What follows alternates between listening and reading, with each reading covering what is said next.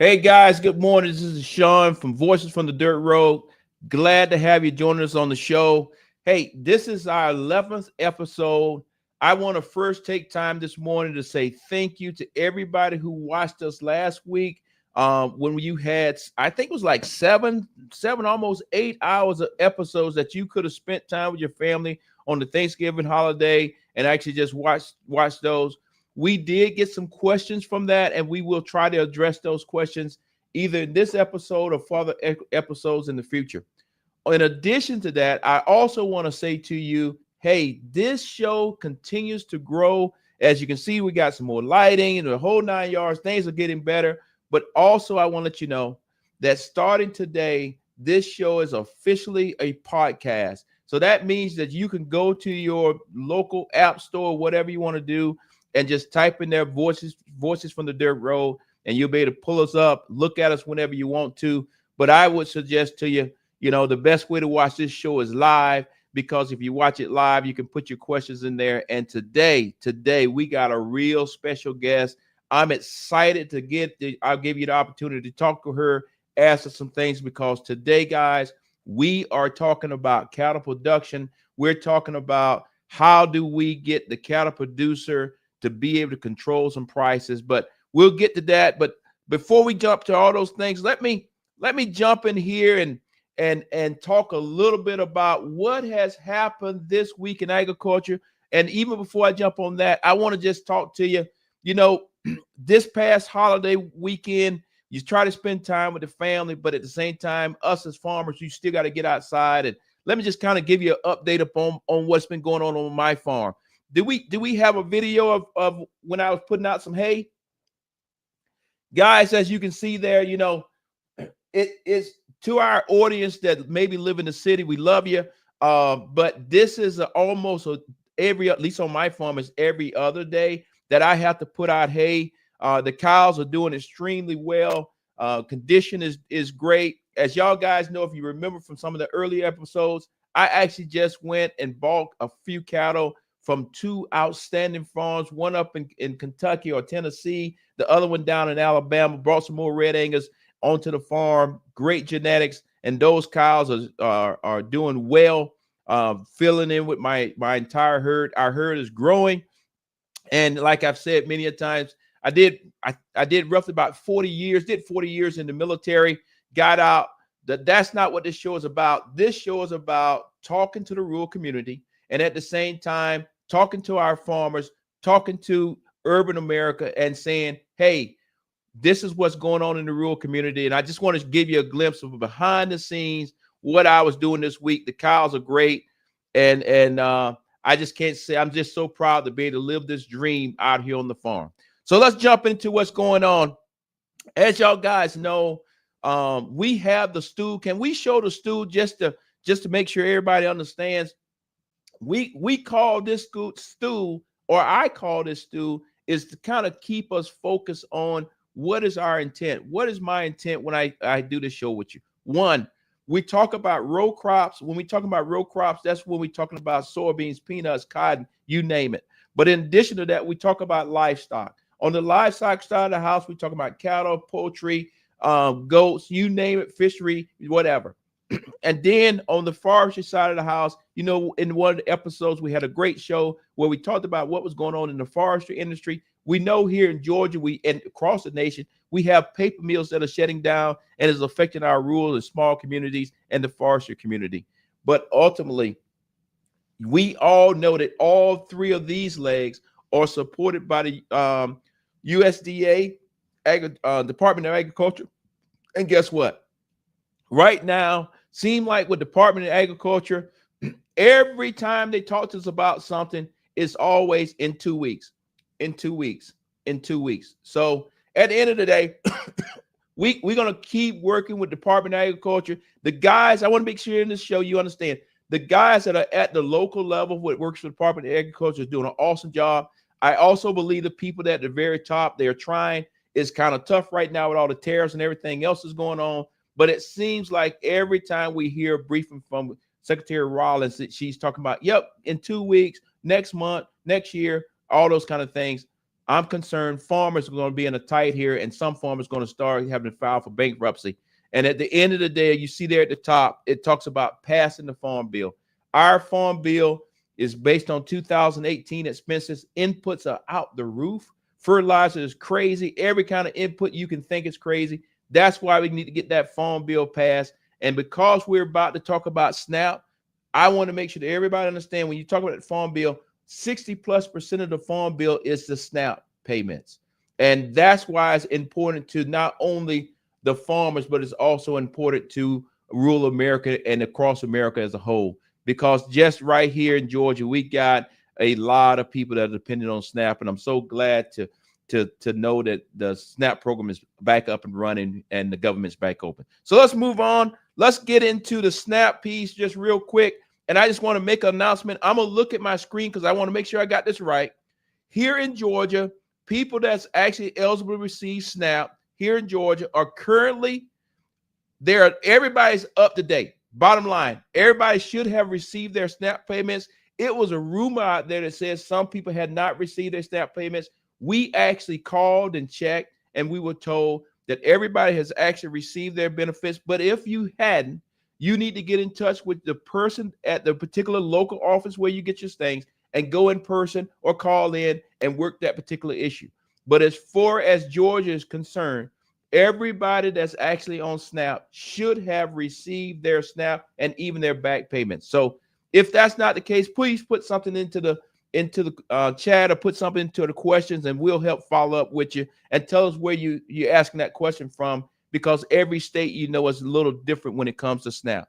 So with that, can you all guys play the very first video for me, and we'll see what's going on out there. Changes everything for our country.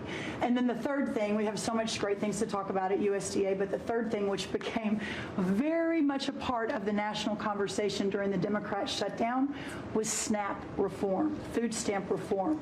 When all of America saw what so many of us know and have been working on, but when you have so much rampant fraud in a program that 42 million Americans participate in, now big good piece of news that I hope is written about. Since you became president, about 800,000 of those 42 million have moved off of food stamps, which is hopefully the plan, with better jobs, higher wages, etc. But still, when we found 186,000 dead people's Social Security numbers being used, 500,000 people receiving benefits more than twice. We had a couple of people receiving benefits in 6 states. In February of this year, we asked for all the states for the first time to turn over their data to the federal government, to let the USDA partner with them to root out this fraud, to make sure that those who really need food stamps are getting them, but also to ensure that the American taxpayer is protected. 21 states said yes, not surprised. 29 states said yes, not surprisingly, the red states, and that's where all of that data, that fraud comes from. But 21 states, including California, New York, and Minnesota, the blue states, continue to say no. Well, guys, as you can see there, Secretary Rollins, our agricultural secretary, she believes that it is fraud in our SNAP program. I don't know that or not. That's not my lane to make those type of decisions. One of the things I do know, over the Thanksgiving break, she said that people that are getting SNAP are not going to have to go and re-up again or reapply. My only concern with that, and we will follow up with Georgia, and I encourage you to follow up with your state, is do they actually have the manpower to actually manage all of these people? Because we're talking about millions of people, to get them actually qualified. What I don't want to see happen is, because we think somebody's doing something wrong, that we punish everybody, because SNAP mainly goes to our seniors and go to our most needy kids. And I want to make sure that our most needy kids continue and our seniors continue to get their SNAP. And as you can see, that was the other day inside of the cabinet meeting with the president. Hey, guys, let's go straight on to that second one there, because I think it fits in another what I was saying earlier. Time we're reforming SNAP.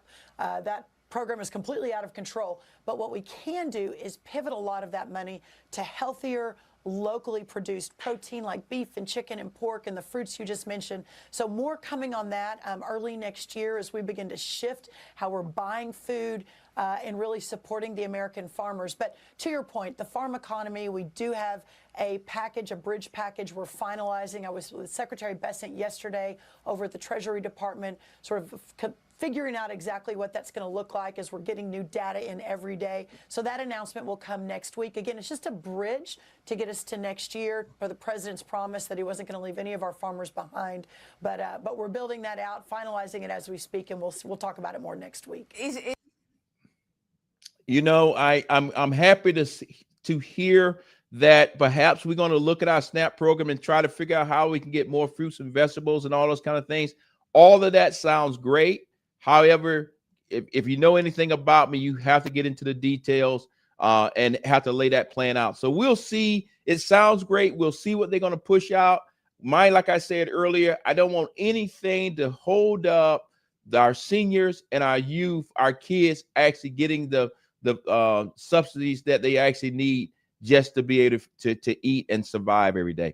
But also, if you notice, it is becoming a theme with our secretary, and I wish he would come to our show. If you know her, please reach out to her and say, hey, come talk to us here on the Voices from the Dirt Road, because it seems like every week she says something's coming out in the next 2 weeks. Something's coming out in the next 2 weeks. And if I'm not mistaken, she's now been saying that almost 4 months. But who's counting? But we're going to see. Hopefully they get something out here real soon.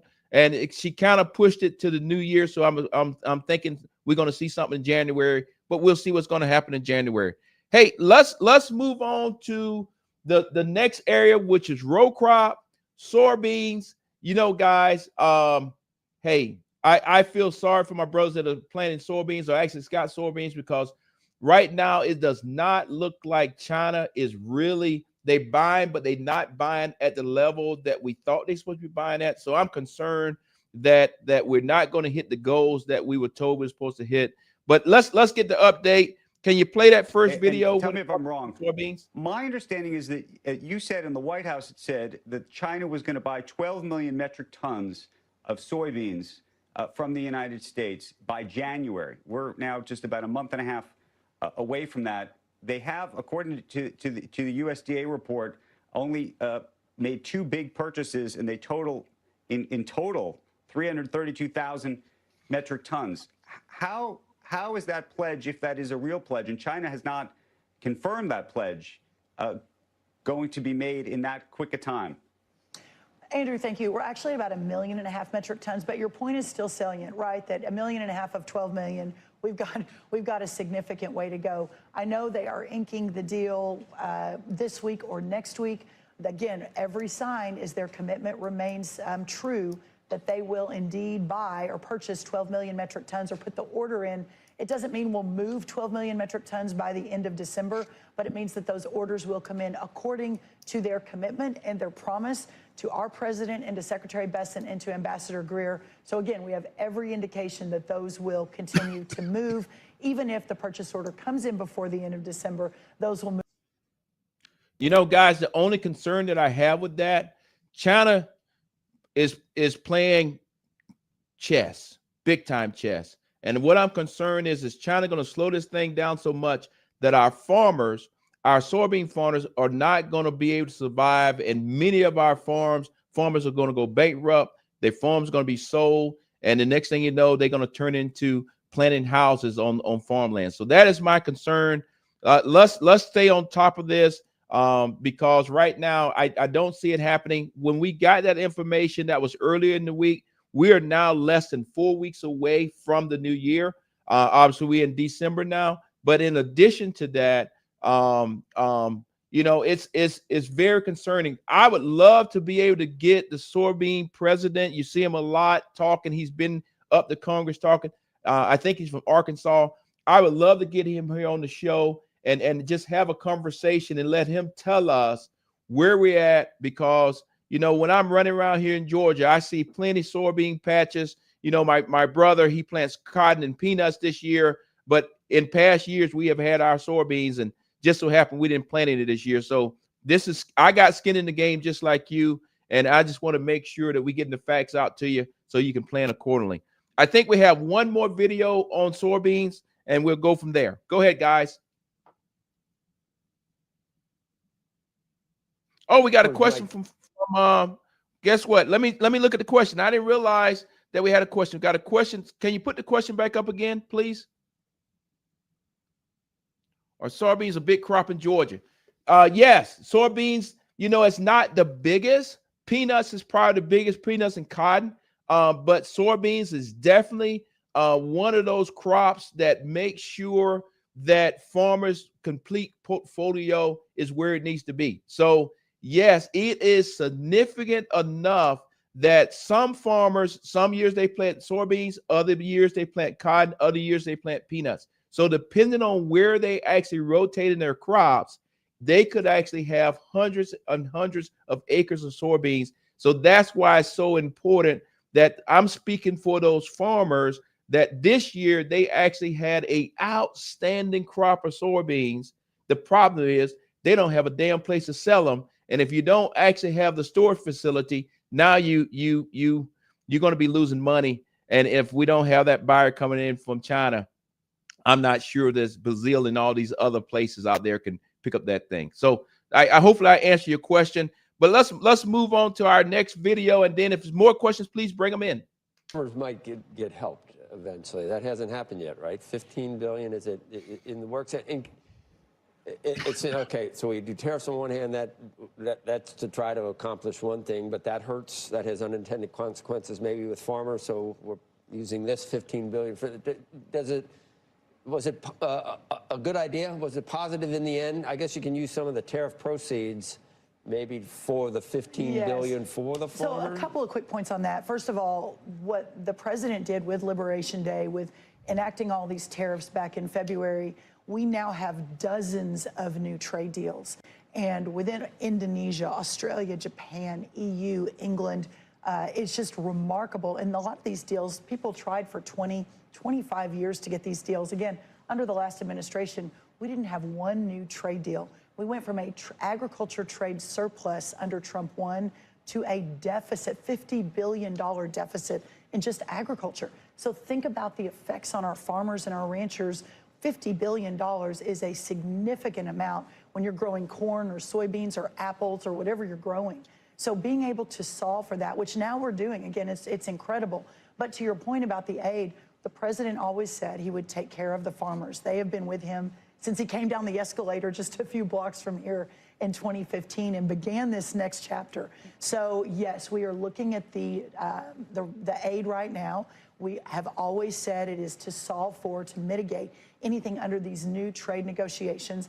Every day that changes, and that's what we're working. So we'll have an announcement probably in the next week or two on what that's going to look like.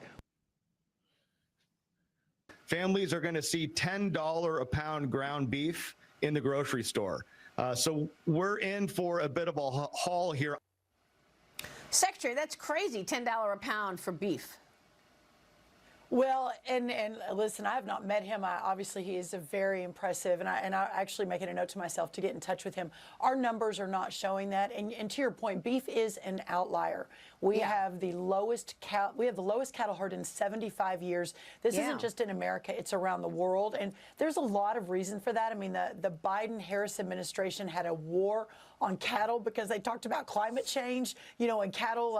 It was crazy. And then we've had a screwworm issue south of the border, so our ports have been closed. What is your take on what you just heard? He's expecting $10 meat. Well, Maria, the beef market is a very specialized market. It goes in long cycles, and this is the perfect storm. Again, something we inherited, and there's also, because of the mass immigration, a disease that we've been rid of in North America, made its way up through South America. As these migrants, they brought some of their cattle with them. So part of the problem is we've had to shut the border to Mexican beef because of this disease called the screwworm. So we're not going to let that get into our supply chain. And again, I don't want to focus on one product. It's a very important product, and we are laser focused on this issue. And What is your All take right, on guys. Can y'all see me again? You know what? The cool thing about my show or this show is we do it live. And when you do something live, appreciate it. Sometimes when you do some stuff live, the gremlins get on top of you. And guess what they did today? Some kind of way the gremlins jumped over there and turned my camera off. So I had to jump up, get out of this chair, run around there, turn it back on, and make it work. But the cool thing is, guess what? I got an incredible staff behind me that played a couple of videos to give me time to make that happen. So let's give a hand clap to the staff behind the scenes. Excellent. So let me just kind of catch us back up. That last 2 videos ago, we was talking about soybeans. One of the things I just wanted to say about the soybean situation is, guess what? Farmers don't want a check. They actually want a place to sell their product. So that's that. Now let's just go on and move into the cattle. You saw them both. And I just want to say this. As y'all guys know, I am a cattle producer. So this is near and dear to my heart. As you saw, they are saying that cattle prices at the grocery store, beef price at the grocery store could get as high as $10. I don't know if that's going to happen or not, but I would tell you $10 at the grocery store doesn't mean that we're going to get more money for our beef that we sell out to in the stockyards and all those kind of things. In addition to that, just like was always said, something's coming to help us out in the next 2 weeks or whatever. I tell you, this is turning into a theme. And I want to talk to the right people in DC, get them on the show and say, hey, can you just talk to the people right here on our show, Voices from the Dirt Road, and tell us, when do you think aid's going to come out to the farmers? And when I say that aid, I don't care if we're talking about soybeans. I don't care if we're talking about the cattle. I don't care if we're talking about fruit trees, whatever we're talking about. When do you think that aid's going to come? So with that being said, we're going to get to the best part of the show right now. Let me see how many people watching the show right now. It's roughly about 600 people watching the show. So let me say thank you for getting up this early in the morning. I think it's let me look and see. It's 7:23 Georgia time. So I want to say thank you. Thank you to our people that watch us from the cities. Thank you to our farmers that actually in between feeding the cows or whatever else you do, you come in, you grab a cup of coffee, and you spend a little time with us. If this is your first time to the show, when I finish drinking my cup of coffee, the show's over. And then I go outside and do all my chores here on the farm. But one of the things that I really am excited about today is this. We have the opportunity to talk to an expert, somebody that's making a difference out there. And it's Casey. She's part of the American Ranchers Alliance.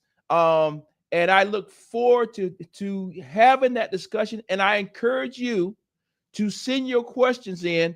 And the reason why I kind of moved through things a little bit faster this morning is because I wanted to give her as much time as possible to convey to you what she's doing, because what she's doing is another way that cattle producers could sell their product directly to the consumer. So great show this morning. Let's play the video of Casey, and then we'll get it on.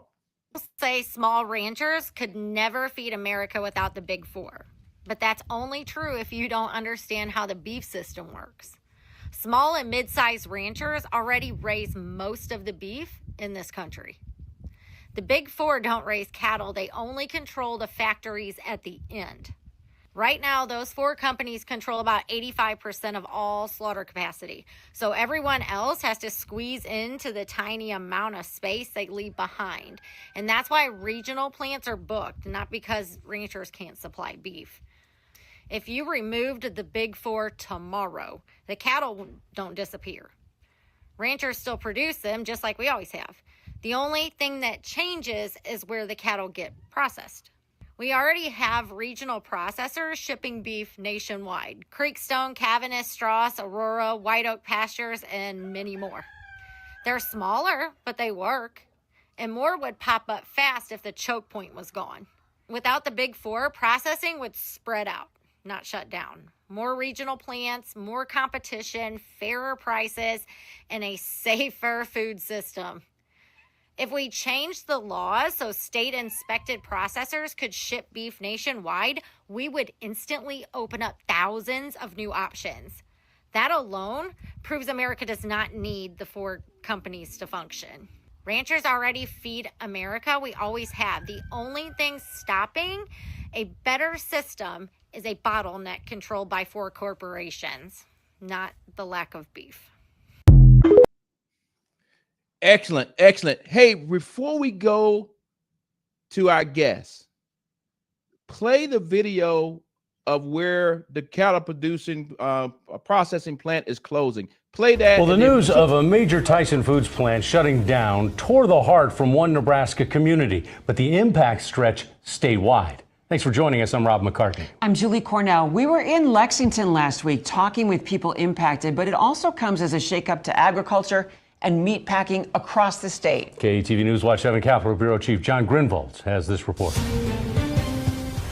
They feel like their life is over. Last week, Lexington was a community left drifting. Some of our concerns are grasping for solutions as Tyson announced a major plant closure. Half of our kids have parents that work at the plant, so it's a huge deal. But the fallout will reach far beyond Lexington and hit the beef industry especially hard, according to Nebraska ag leaders. It's just not the closing of a plant, it's closing of that whole economy that goes around that. The closure set for January won't just affect the 3,200 workers inside the plant.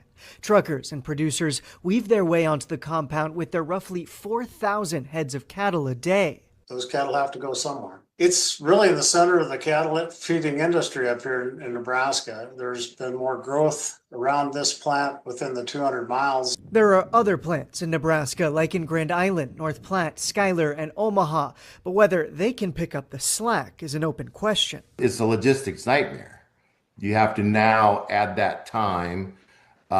These trucks are going to have to go farther, right? So you really need more trucks on the road, which then you need more truck drivers. One cause for the catastrophe. The American Farm Bureau says the national cattle herd is at its smallest in 73 years, down to 87 million from 94 million just a few years ago, putting a strain on packers who process fewer heads a day. I do believe the herd will grow. It's just going to be at a slower pace. But then there will be fewer packers, fueling more economic uncertainty down the line. The pinch point, my gut says we're going to have in a couple of years if we don't get a plant like Lexington retooled. Reporting for KTV News.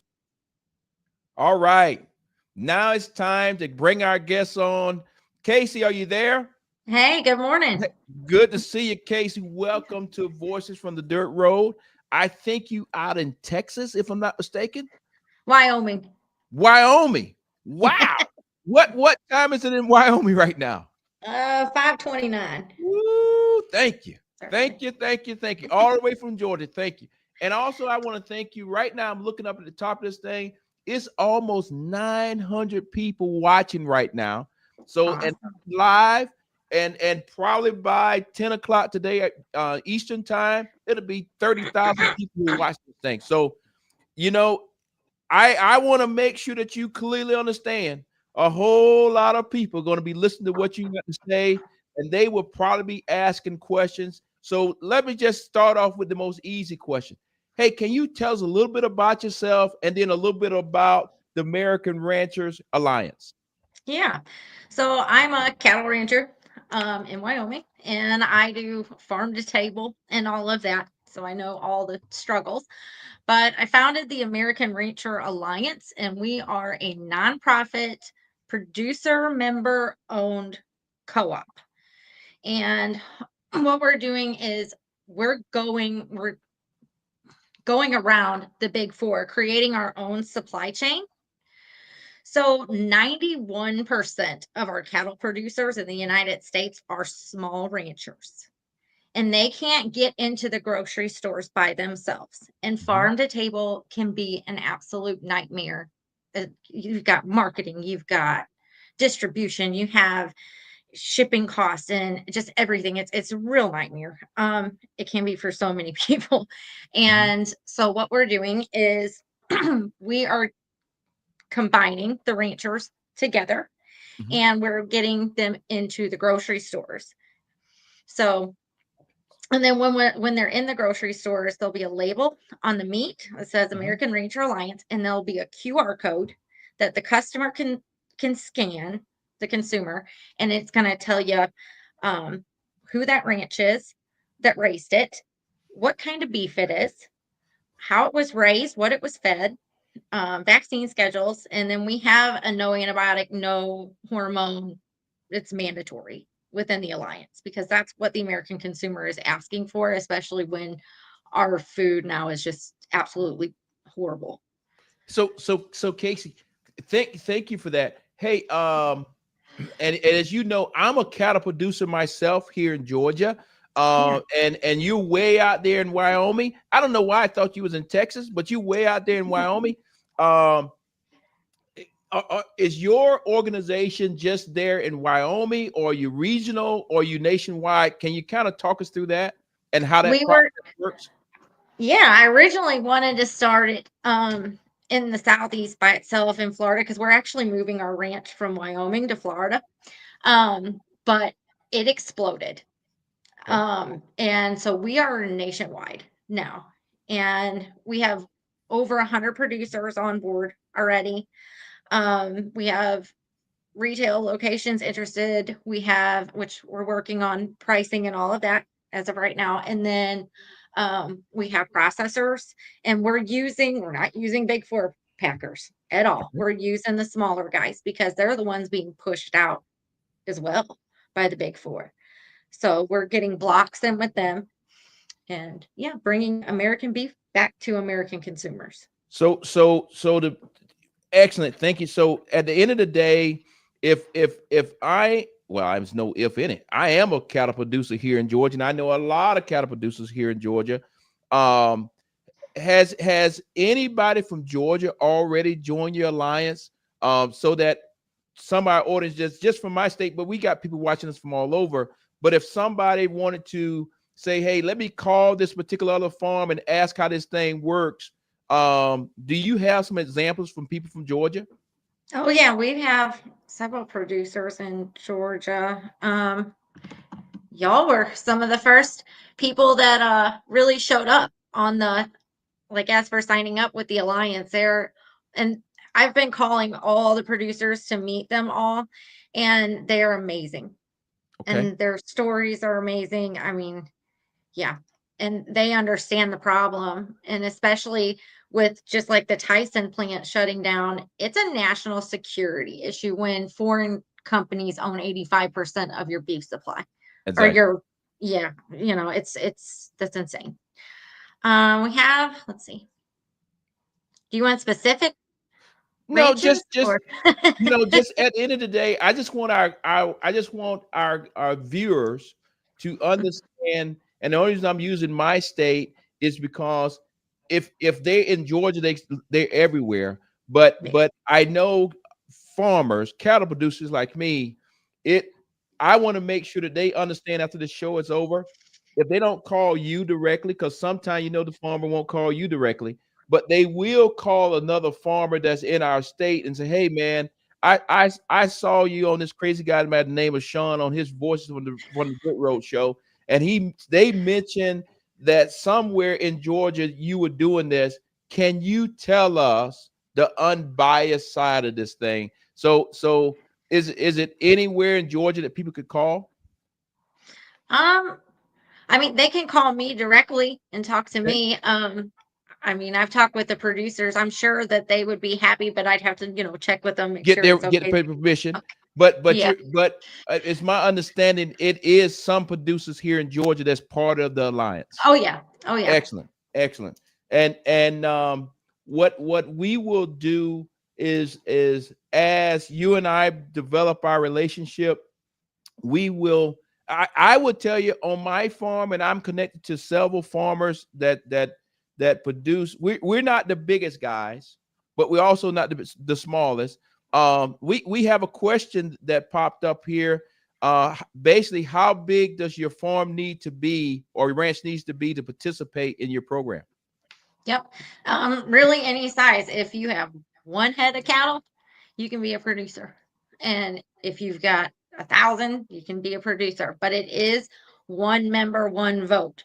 So it doesn't matter how big or small you are, you get one vote within there because it needs to be fair. We don't want any lobbying. We don't want any influence that's not outside of a group voting decision within the alliance. Okay. So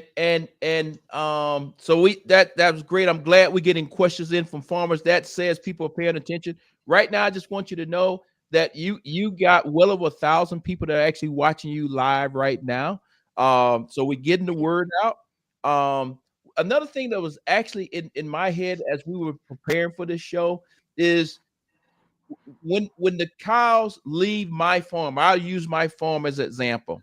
Are they, do I put them on a truck and they shipped out to you, or do they go to some local place here and they're slaughtered here and then go into our grocery stores? Can you walk us through that process? Yeah, so the alliance will send the truck to you, and then we'll pick them up and we'll take them to the closest processor that we have a slot with. We're trying to get them in every region, even state processors, because if the grocery store is in Georgia, we can use a state inspected facility. And that's one of the the executive orders that we really need the president to sign is state inspected facilities to ship nationwide because they have equal to or better than USDA inspected plants. And it's all for the big four. I mean, it would open up that chokehold and lower prices for consumers on the end too. But yeah, to answer your question, yeah, we it's gonna go locally to you. Unless we have to fill a spot, say in Tennessee. We've got a retailer in Tennessee. So well, it's going to be as close as we can to that area. So that means when the consumer goes in X store, whatever store that is, and like you talked about, the barcode on there would say American Rancher Alliance, they could put their phone over the top and it'll tell them that it came from '07 Farms, Rockmart, Georgia, dot dot dot dot, dot. And then they could look on their phone and say, hey, Rockmart, Georgia is only 80 miles away from here. And that's what local means versus, okay, you go to Walmart today, you buy a piece of beef and you have no clue where that beef came from. Hell, it might have come from Argentina. I don't know. That's an inside joke. I don't know. Brazil, most likely. Brazil. Yeah. But yeah, and then it also gives the ranchers information. So if you want to buy a freezer beef, whole, half, quarter from that producer because you love that steak, then it's easy. You just contact them directly. And So that is I didn't even think about that. So by these ranchers, cattle producers joining your alliance, for all practical purposes, is helping them set up their direct beef operations. So because by them pushing certain meat through you, it then gives them a lot more exposure, and that means more local people within their area may say, you know what, I saw this and I love his meat. Let's call him or go directly to that farm and buy directly. So really what you're doing is not only doing a nationwide thing, but you're actually being the foundation or the backbone for all these direct sales farms across the board. Is it only beef, or do you do some other products? so Proteins. we're starting with beef. I started with beef because that seems to be our largest issue right now. But we have poultry producers onboarding, goat, lamb, all of that, and we're going to work that in as we go. But we're starting with beef so we can try to get the all the hiccups out of everything, and get it steady. get it steady. This is 100% a grassroots organization. Oh yeah. Okay. And how long have y'all been up and going? It's been about God, not even a month yet. Oh, so you're actually spanking brand new. Yeah. And it's growing into just this massive monster movement. It's really everybody is 100% on board with it. And our biggest thing is transparency with from the producer to the consumer. Like that's our biggest thing because everybody's so sick of the lies, especially around their food. And yeah, and that's what America wants. They want truth. They want Okay. transparency. Outstanding. And I think I asked, but sometimes I can't remember what I asked or not. You are a cattle producer, or are you just the person that we see on TikTok? Oh no, I'm a cattle producer. Yeah, I do seed stock, and then we do farm to table, and I've been doing the farm to table side for about 5 years now, and it's hard, and then you have ups and downs also. So like during the summer, nobody buys farm to table beef. It's really hard to get it sold, but this now it'll be in the grocery stores for that person. They can fill those spots and put their cattle into the grocery stores. So, and a lot of it's hard with the marketing, and then the shipping costs are outrageous because I have to Yeah. ship from here because there's nobody over by me, you know. And if they are around me, they raise cattle, so they have beef. So, uh, yeah, it, So as y'all guys are growing, um, is it major grocery store chains that are saying yes, come on in, or is it more the smaller mom and pop grocery stores that are saying, "Yep, we want you to bring the beef in"? well, like yesterday we're partnering with a it's a smaller chain, but like they have 13 grocery stores pretty much throughout the southeast, and they're working their way over, and they're opening 12 more next year. And then by year 3, he plans on having about 100 stores open. So they're smaller, and then there's also restaurants and all of that too. We are going to work on getting into things like Publix and some of those retail chains. And we got a question. It says, "Does this help to bring down beef prices?" Yes, it does. So we are giving the producer what they need, but in volume, because we're doing it in volume, we're negotiating cut prices with the processors on that end. And so we're getting discounts running in value. Um, so yeah, it'll bring it down a lot, Yeah. especially compared to farm to table beef. Right. So if I understand what you're saying, is say for instance here on my farm, and one of the lines of effort that we kind of talked about, my wife and I had talked about here on our farm is we do cow calf operations, and we sell the calves, all those kind of things. But if we would ever get into farm to table, we had all when we penciled out the math. That's how you got to do. You got to pencil this math out. Oh yeah. Penciled out the math. I'm not going to say that the math was equaling on both sides, because when I went to the processor, I couldn't show him that I was going to bring enough beef in there on any given year to actually be able to negotiate a better price where he can still make some money, they can still make some money, but I can also make some money, but I can give a better price to the consumer. What you're saying is, because we're all working together, when I'm not bringing a cow in there, 2 or 3 cows, somebody else is also bringing 2 or 3, somebody else is also bringing 2 or 3, and that helps keep that small processing place running and making things happen. Hey, the Yeah. team just did an outstanding job. Those are my cows. I raise red Angus and black Angus, and I do have 1 or 2 Charolais, but our main farm is red Angus. It's a combination between some of the cows are registered, most are commercial, but at the end of the day, very good genetics. That's a picture of me. I think early this summer when we had plenty of grass out there. We're in the middle of the winter right now. Yeah, they're nice looking cows. Yeah, we're doing okay. We're doing okay. I've been out of the military now 2.5 years, I think. And we started this farm from scratch.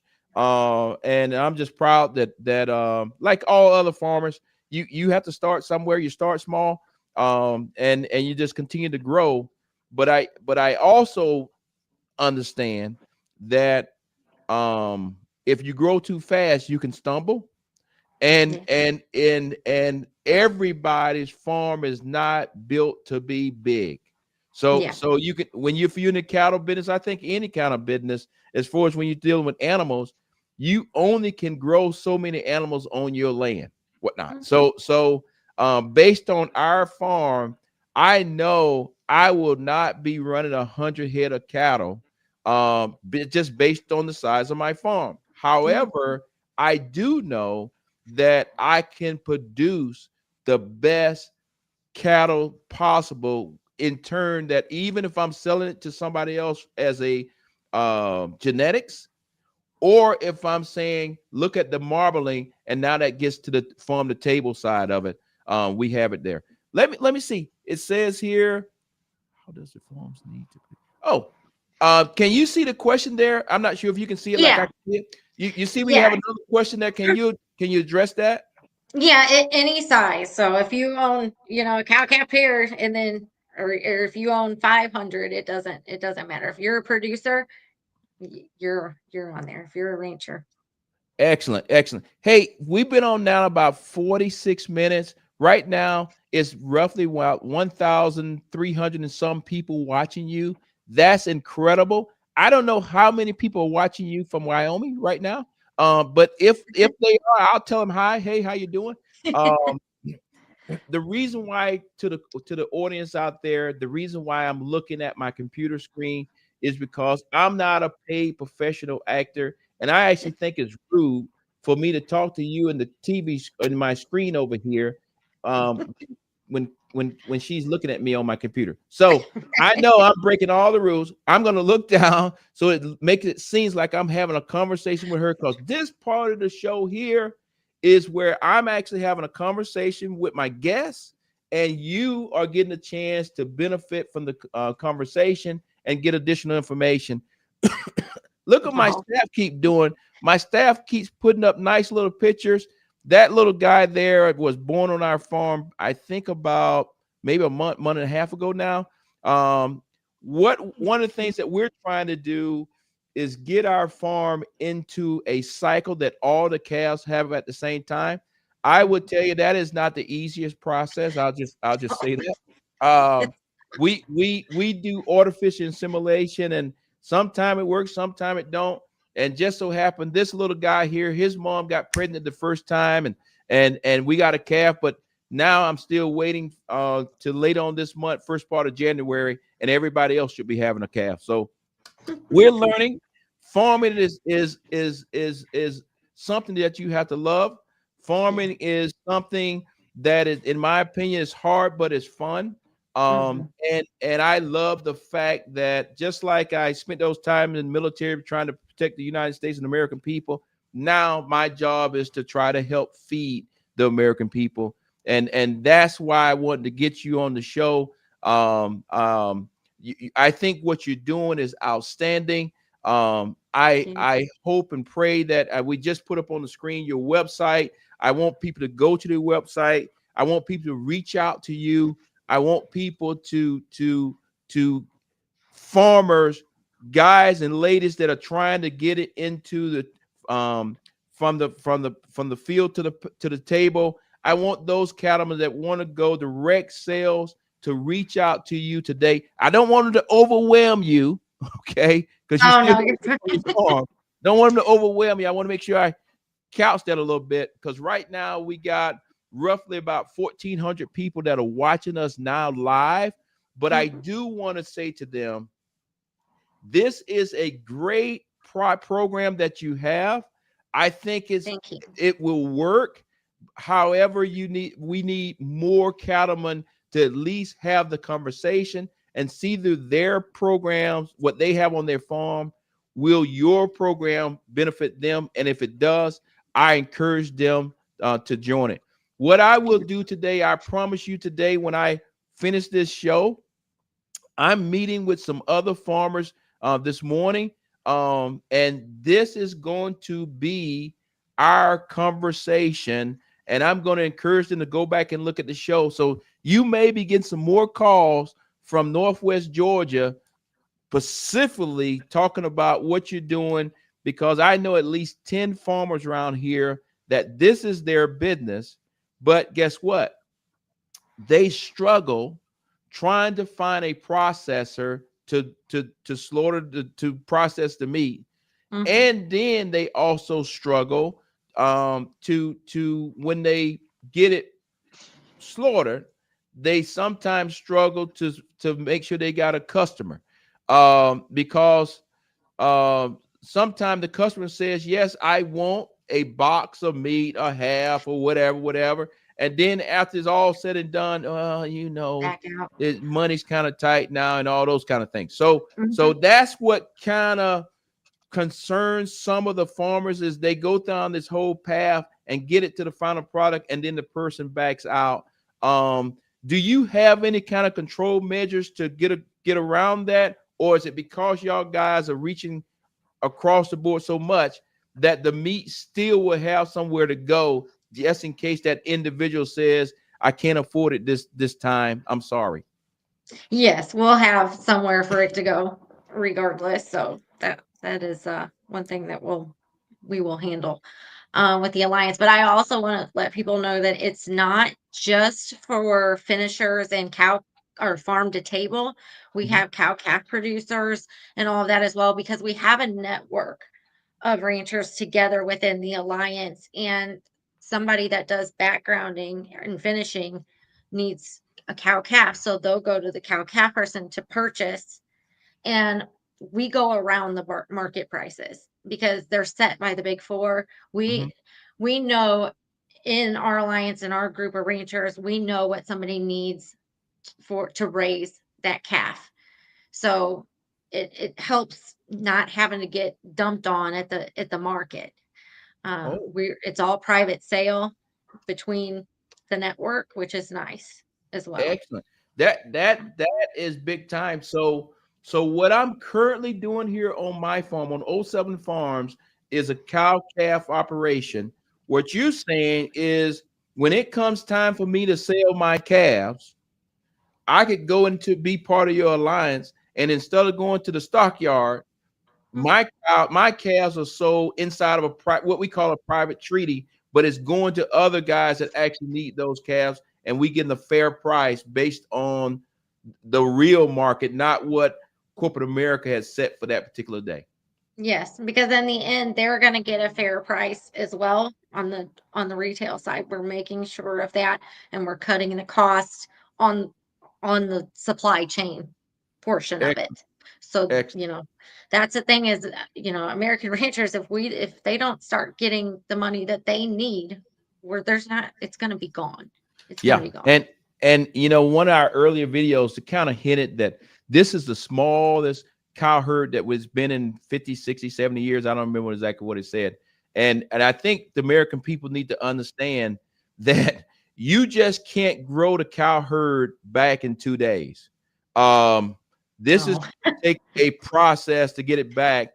And I'm still not 100% sure if cattlemen like you and I are actually keeping heifers back. I'm not 100% sure based on prices. So yeah. I I am, but I've talked to a lot of producers, and I'm like, yeah, you need to hold your heifers. Keep your Yeah. heifers back. Yeah. So as we close out right now, we roughly got almost 1,500 people that are watching you live. They're not watching me. Nobody ever comes on this show to see me. They always come to see the guests. That's what it's all about. Great. Um, um, so what I will say to you is this: first of all, thank you. But before we close out, because I'm not sure did I tell you earlier, but the way the show closes out is when my cup is empty, the show's over, and it's empty. But I want, and I think you were drinking a Monster. Do you still got some Monster left? Oh yeah, I got a bunch in there. Oh, Yeah. well, then don't shut it down. Okay. But No. what I want to do is just give you a closeout of anything that you want our viewers to know about what you're trying to do. Anything. I just want to give you a few seconds there, a few minutes, however you want to take it, so that when they watch this show, obviously they're watching live, but when they watch it on the podcast today, they will then say, hey, let me reach out to you and kind of go from there. Yeah, absolutely. So if you go onto the site, I have the bylaws up there and how it works, and it shows everything. And the one main thing that I want with the alliance is transparency from the producer all the way to the consumer. So if you have any questions, you can reach out to me directly. My information is on there.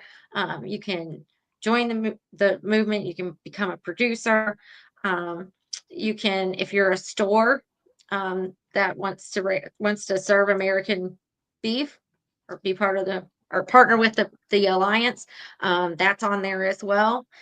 And yeah, we are growing, and if this sounds good to you, let me know, and I will answer any questions that you need. Hey, thank you for getting up early this morning. And I look forward to, I am personally going to look at everything for myself. Make sure I show it to my wife, and don't be surprised if Shawn Harris, the real guy, call you and say, hey, how you doing? I'm not calling for the show now. I'm calling for myself, and get more information. So again, I want to say thanks. I want to let you know about 1,500 people watching you live. That is awesome. Please tell your friends out there in Wyoming that this show will be back up, so they can look at it. You can share it. We're going to try our best to get the word out about your organization, because I think your organization is the way that farmers like you and I going to be able to fight to get back against the big machine that caused those four packers that at least one or two of them are foreign owned. And we, if we're going to make this thing happen, we can't just be dependent on the government. We got to stand up for ourselves. So with Yeah. that, wait, me see. It says from Facebook. Oh, Jerome. I know Jerome. Look forward to the network. That Jerome there, just to let you put that back up so people see it. Jerome there, you know, at the end of the day, him and I, in a different world, when we was in the military, we were in a place called Liberia, Africa. And we were talking about when we retire, we want to be cattle producers. Isn't that kind of cool? Wow. And he is actually watching us. And I know Jerome's going to reach out to you, because that's one of the things that he's trying to do down on his farm. He has some beautiful Black Angus cattle. But that is the reach of this show. Guys that I've served with all over the world are watching this thing, and now are veterans that are actually out in the cattle business. So you're going to be getting some phone calls. That is pretty cool. Facebook there is coming from a guy that I personally know. I used to cook a pot of spaghetti all for a big pot. We ate that all day, and then he would make the salad. But we spent a year together in Liberia, Africa. Was probably one of my best deployments. And now both of us are cattle producers, and here he is watching our show, and I guarantee he's going to be coming out to look at you. So, hey, let's just close this out. I want to say thank you. We've been basically going on for almost an hour, a little bit more than 1,500 people watching us. Hey, guess what? The cup is empty. Thank you. Have a great day. Bye, Shawn. Thank you. Thank you. Bye-bye.